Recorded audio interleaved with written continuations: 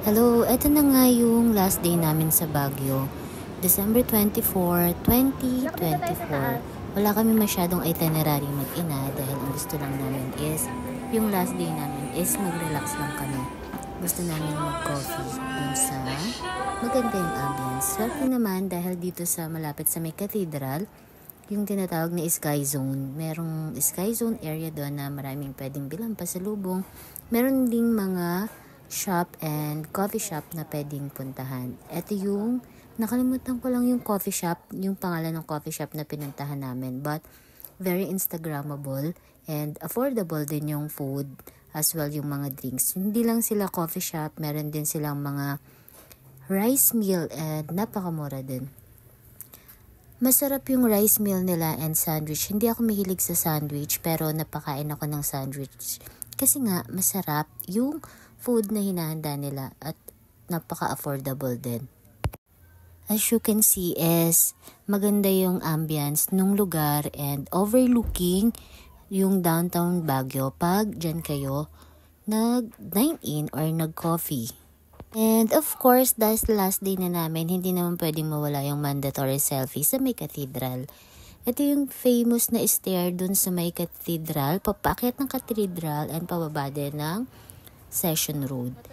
After namin mamili is bumalik din kami sa condo na tinutuluyan namin para iwan yung mga pinamili namin. 5 p.m. pa lang is bumalik na kami sa condo kasi medyo maambon din yan. And ito naman yung December 25, 2024, yung pabalik na kami sa Baguio.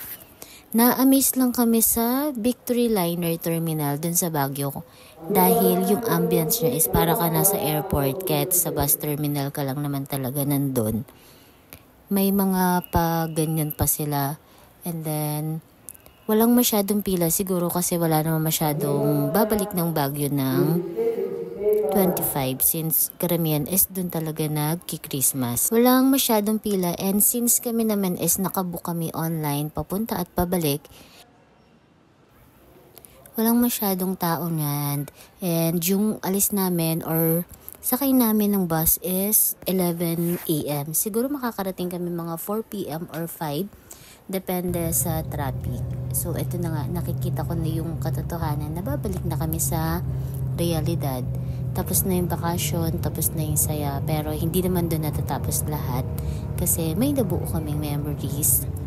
Core memories namin to mag-ina. Baguio, kailangan na ulit natin bumalik dun sa lugar kung saan talaga tayo.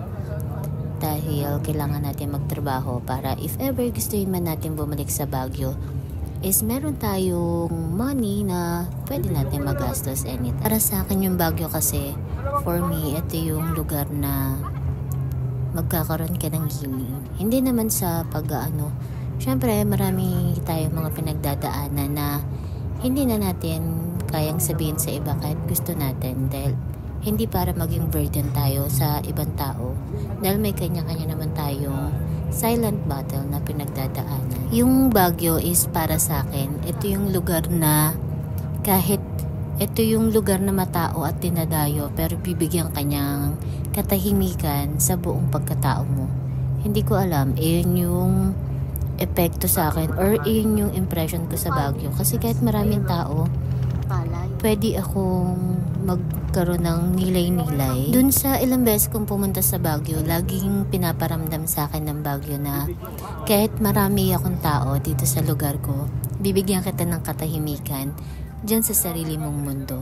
Parang hindi niya papakailman yung buong pagkatao mo kahit nakikita mong crowded yung paligid mo. Medyo cringe ba? Pero yun kasi talaga yung pakiramdam ko pag nagpupunta akong Baguio. And tumigil lang nga pala kami dito sa parang souvenir shop. Bumili lang kami ng konti. At syempre meron na naman po tayong trivia. Yung summer capital of the Philippines is tinatag noong